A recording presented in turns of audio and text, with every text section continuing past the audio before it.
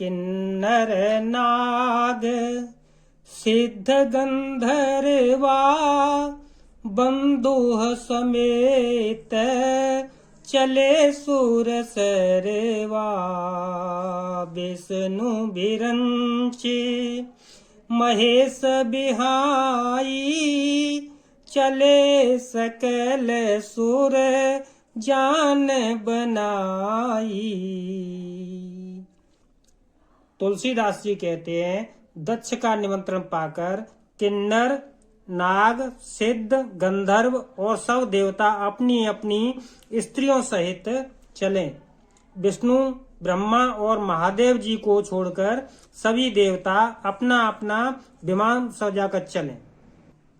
सती बिलोके व्योम विमाना जात चले सुंदर विधि नाना।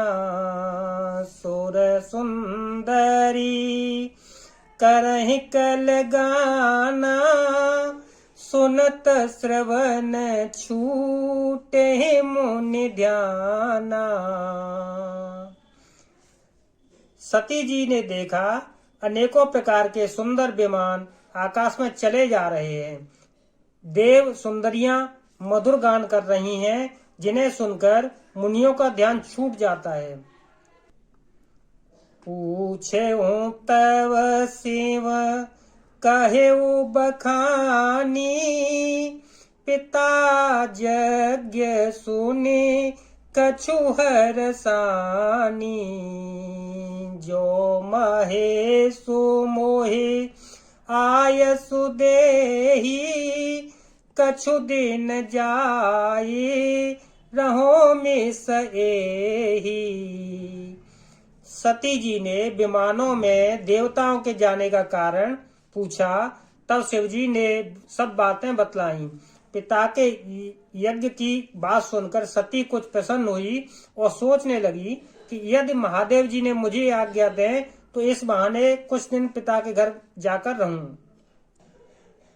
पति परित्याग हृदय दुख भारी कहई न निज अपराध विचारी। बोली सती मनोहर बानी भय संकोच प्रेम रस सानी। क्योंकि उनके हृदय में पति द्वारा त्यागी जाने का बहुत बड़ा भारी दुख था, पर अपना अपराध समझकर वे कुछ कहती न थीं। आखिर सती जी भय संकोच और प्रेम रस में सनी हुई मनोहर वाणी से बोली। पिता भवन उत्सव परम जो प्रभु आयसु होय। तो मैं जाऊं कृपायतन सादर देखन सोय। हे प्रभु, मेरे पिता के घर बहुत बड़ा उत्सव है। यदि आपकी आज्ञा हो तो हे कृपाधाम, मैं आदर सहित उसे देखने जाऊं।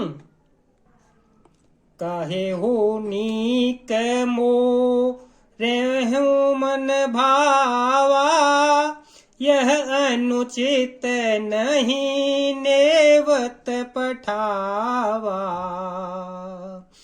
दक्ष सकल निज सुता बुलाई हमरे बयर तुम बिसराई। शिव जी ने कहा, तुमने बात तो अच्छी कही, यह मेरे मन को भी पसंद आई, पर उन्होंने न्योता नहीं भेजा। यह अनुचित है। दक्ष ने अपनी सब लड़कियों को बुलाया है, किंतु हमारे बैर के कारण उन्होंने तुमको भी बुला दिया। ब्रह्म सभा हम सन दुख माना तेहि ते अज हूँ करही अपमाना। जो बिनु बोले जाहु भवानी रहई नसीलू स्नेहु न कानी।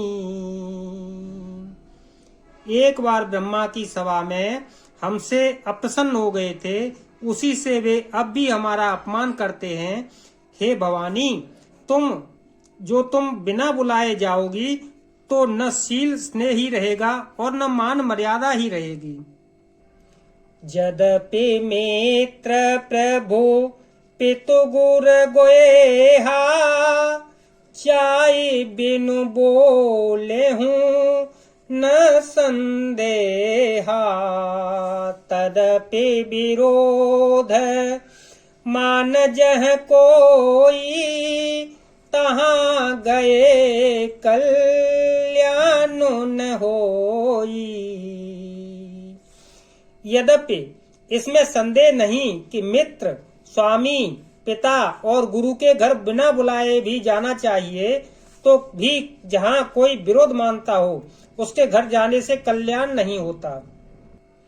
भांते अनेक शंभु समुझावा, भाभी बसन ज्ञानोर आवा। कह प्रभु जाहु जो बिनहि बुलाए, नहीं भली बात हमारे भाए। शिवजी ने बहुत प्रकार से समझाया, पर होनहार बस सती के हृदय में बोध नहीं हुआ। फिर शिवजी ने कहा कि यदि बिना बुलाए जाओगी तो हमारी समझ में अच्छी बात न होगी। कहीं देखा हर जतन बहु, रहे न दक्ष कुमार। दिए मुख्य गण संग तव, विदा कीन त्रिपुरारी। शिवजी ने बहुत प्रकार से कहकर देख लिया, किंतु जब सती किसी प्रकार भी न रुकी, तब त्रिपुरारी महादेव जी ने अपने मुख्य गणों को साथ देकर उनको विदा कर दिया। पिता भवन जब गई भवानी, दक्ष त्रास काहू न सन्मानी। सादर भले ही मिली एक माता, भगिनी मिली बहुत मुस्काता। भवानी जब पिता दक्ष के घर पहुंची, तब दक्ष के डर के मारे किसी ने उनकी आवभगत नहीं की। केवल एक माता भले ही आदर से मिली, बहनें बहुत मुस्कुराती हुई मिली। दक्ष न कछु पूछी कुशलाता, सती बिलो की जरे सब गाता। सती जाए दे खेऊ तब जागा, कतहु न दीख शंभु कर भागा। दक्ष ने तो उनकी कुछ कुशलतम नहीं पूछी, सती जी को देखकर उल्टे उनके सारे अंग जल उठे। तब सती ने जाकर यह यज्ञ देखा तो वहां कहीं शिवजी का भाग दिखाई नहीं दिया।